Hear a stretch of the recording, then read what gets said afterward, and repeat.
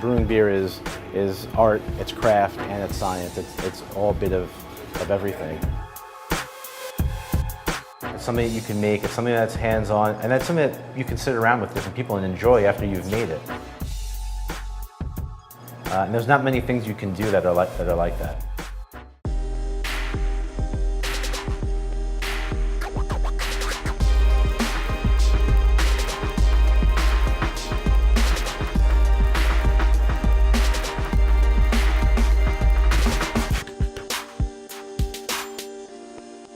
Small breweries are finding a home in towns across Long Island. In Farmingdale, Lithology Brewing Company is setting itself apart in one way, using a local yeast to make a local beer. But before we get started, let's figure out how beer is made. While ingredients and scope may vary, the beer making process is fairly standard. There are 7 basic steps necessary to deliver that heavenly delight we'd like to call beer. First, beer begins with grain, like barley, wheat, rice, oats, and rye. The grain, also known as malt, is crushed into kernels when placed into a mill. The second step takes the newly cut grain and combines it with hot water. As the grain soaks in a vessel called a mash tun, the starches break down and convert to sugars. After a couple of hours, that sugary water is taken out and put into a large pot to boil on a conventional oven. As that sugary grain water is boiling, the hops are added to cook for about 90 minutes. After the boiling is over, the sugary grain water with added hops chills to about 60 degrees. This chilled liquid is transferred to the fermenter. While in the fermenter, yeast is added. The yeast will eat the sugar in the liquid. As the yeast eats the sugar, alcohol is created as an effect. Once all the sugar is converted to alcohol, this almost beer is moved to a conditioning tank where it will sit anywhere from several days to several months, depending on the type of beer being produced. This is where the carbonation takes place. Finally, after a few weeks, the conditioning tank is emptied into cans and kegs, and we have beer. Lithology serves their beer on tap at their location on Main Street in Farmingdale. They also hand deliver their product to locations around Long Island.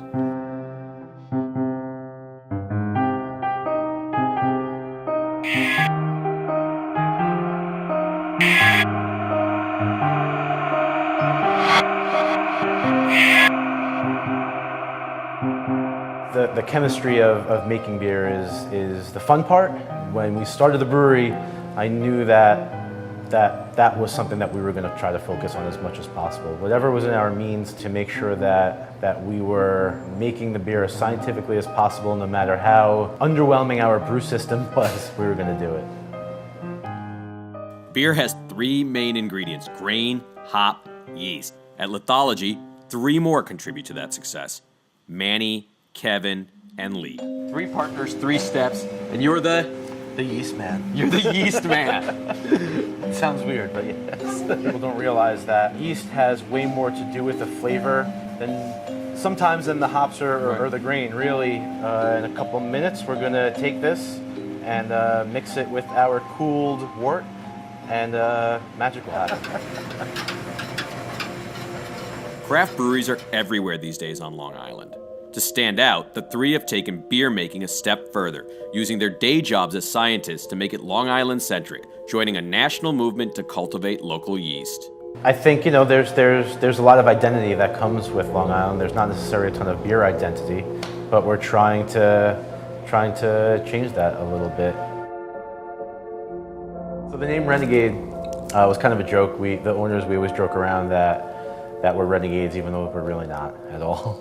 So the Renegade is so unique because we're using a yeast that was developed from the wild, from nature on Long Island. We basically went out across the island and we hid these small jars in different places, captured wild yeast, came back and basically isolated a specific colony out of the chosen batch. And we're able to isolate a colony of a beer fermenting yeast. People have been coming in for it. They're asking if we're going to use this yeast more, make this beer more, and so I definitely think that we're onto something here, and I think it's something different, and maybe something that New York or Long Island can be known for. All right, Manny, so we're going to start brewing. Yes. What are we making? We're making the LB IPA, which is our flagship IPA. This is Pete, our assistant brewer. He'll be helping us out doing the mashing. You could grab some and put it and taste it. You taste the sugar. So I mean, it's just like baking or cooking. You want to sample your stuff as you're putting it in. The idea is that you don't want to taste the sugar at all. How do you ultimately get to being so obsessed with brewing? One day, a couple years ago, I would say it's got to be over 10 years now, I bought Lee, one of my partners, who's my best friend, a home brewing kit from Whole Foods.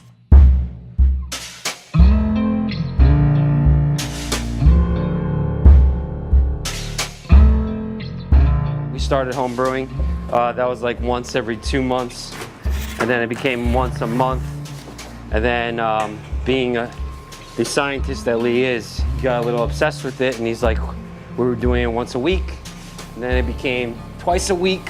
And then we realized that it's no longer a hobby. It's become, why don't we try this out as a business?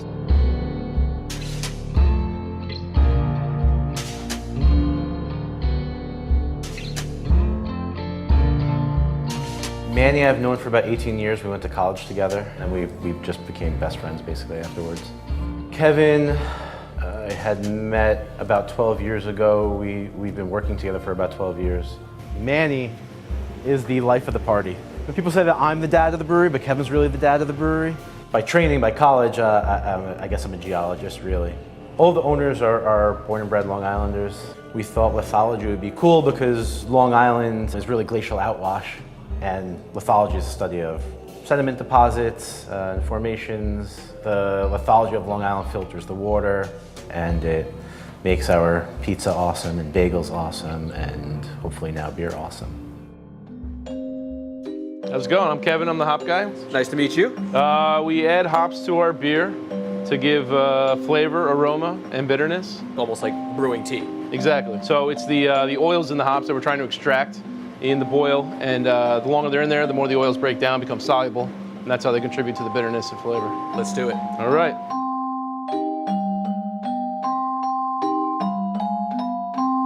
Time for the second and third hop addition. It smells so good. Yeah, like you can definitely smell like sugar water, like almost like a sweet tea, if you will. Yeah, absolutely. So that means we're doing a good job. You guys are a big part of Farmingdale, and Farmingdale is this place that's sort of exploding. Talk to me about, why you guys chose Farmingdale. Yeah, there's a lot of really good bars and restaurants. It's a nice little community, a lot of people, good nightlife. Some of our most regular customers were non-craft beer drinkers until we opened up, and now they're here, at least once a week. The other local businesses have welcomed us. We're in a lot of different bars and restaurants on the Strip. We're not seen as a competitor, but just as another part of the town. Farmingdale has recently evolved into a booming community, bringing with it vibrant drinking and dining destinations. This is a great neighborhood. This is an old-fashioned kind of block that most towns don't have anymore. But there is a movement in the town hall to bring the block back. We're next door, and we just became really good friends, us and them. And even during construction, they were coming by, we'd make them coffee. When they make beers, they'd bring them by, and we'd do tastings together, figure out the flavor notes and talk about the beers. So, just a really natural progression for us to do the cold brew for their coffee porter. And, we did a few different test batches, and it turned out, amazing. So, it says volumes about sort of where Farmingdale has come. Yeah, Lithology, in my opinion, is one of the most innovative, probably the most innovative place in Farmingdale. And, we're just psyched to be working with them because they have such an amazing product.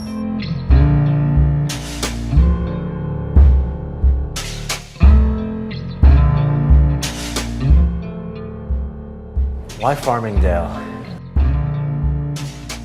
We've had just an awesome response to the area now, where Farmingdale has become a destination on a Friday or a Saturday night.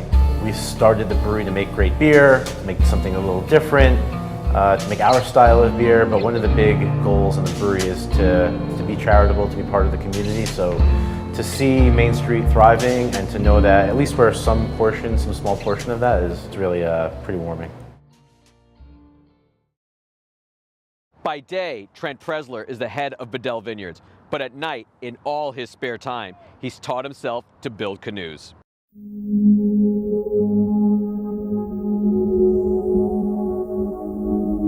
I view boat building in the same way that I kind of view winemaking, because it takes you a whole year. It's almost like a vintage, right? You can't just suddenly decide you're going to make wine. You need to first grow the grapes. So doing this work, making these canoes, is actually quite therapeutic. It's meditative work. I'm alone a lot, and it turned out to be a reprieve, really, from the day-to-day pressures of my day job as CEO of Bedell Cellars. And I also find that there are continuities between the two. So, you know, both at Bedell, at the winery, and here when I'm pursuing my art in the wood shop, I'm still making something. I love making things with my hands, and I'm really proud of what I built at Bedell for the last 15 years. You know, we have distribution in a dozen states, and our wines were served at President Obama's inauguration in 2013, which I'm very proud of. And I'm also chairman of the board of Wine America, which is our national trade association. But all those things, you know, when you're in those kinds of roles, I don't really get a day off. So for me to be able to come into this wood shop and just kind of tune it all out and work with the wood, I mean, there's the smell of the wood and the textures of the wood, and it just all kind of brings me to a different place. And it helps me relax. It also helps me pursue another creative passion of mine. And, you know, but I feel really fortunate and grateful that both for my day job and my you know, my art or my passion that I do on the nights and weekends, I feel like in both cases I'm still creating something. I'm still able to be creative. This Great Neck Steakhouse has created the latest in Instagram food trends, the sushi donut. How you eat it is where things get interesting.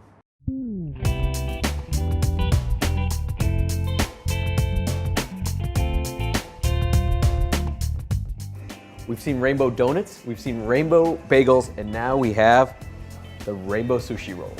I saw somebody doing it with the rice, and then I came up with the idea maybe we could, you know, we have donuts on the menu as desserts, and then I decided maybe we could do something special, something fun, you know, for the customers, to make it more playful for them when they come in for dinner. Get your regular rice, stuff it with the spicy tuna, layer out the colors, you know, the yellowtail and the tuna on top and the salmon, just to give it some, you know, distinctive look. Then came up with the idea to turn around and roll it out, and then to turn around, shape it into the donut, and that's what we came up with. So I'm here with Chef Ping, just made me a sushi donut. Chef, how am I gonna eat this? So you can pick it up like a donut. You want me to pick it up like this, like a donut? Yeah. Enjoy. And then just bite it? Yeah. All right, ready? Yeah. Ready go. How do you feel? Good. I like the spicy tuna and the spicy mayo. Set in a modest strip mall, Dosa World is one of the best Indian restaurants on Long Island. What is a dosa, you ask? Let's take a look.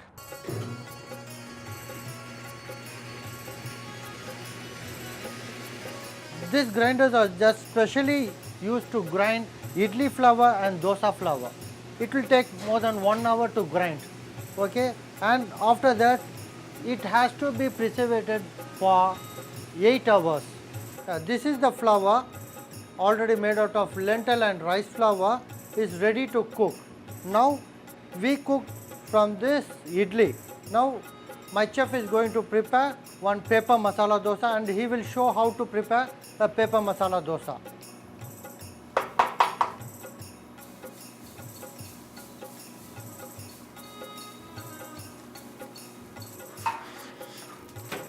Now it is ready. Now we have to roll like this. Roll the dosa and it's ready to eat. Now it's going to the customer. Yeah, this is called pepper dosa. Thanks for watching us on Feed Me. Visit newsday.com/feedmetv or social media for even more updates on the best things to eat on Long Island.